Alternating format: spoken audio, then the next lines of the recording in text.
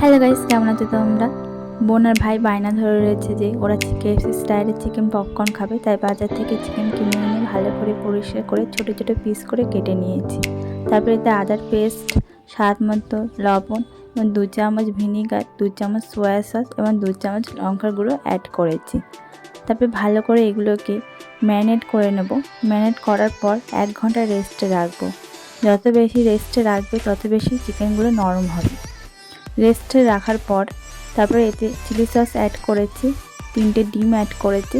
Add করার পর এগুলোকে ভালো করে আবার ম্যারিনেট করে নেব। ম্যারিনেট করা হয়ে গেলে একটা পাত্রে বরফ জল নেব আর একটা ময়দা নেব, তাতে নুন, লঙ্কার গুঁড়ো অ্যাড করব। এতে তোমরা অ্যারোটও ইউজ করতে পারো, আমি এখানে অ্যারোট দিইনি। তারপর এগুলোকে ভালো করে মিক্সড করে নেব। তারপর একটা কড়াই নেব, কড়াইতে তেল দেবো, তেলটা গরম হতে দেবো। ততক্ষণে আমরা ম্যারিনেট করা চিকেনগুলোকে ময়দাতে কোটিং করে তারপর আবার বরফ জলে দিয়ে আবার ময়দাতে কোটিং করব।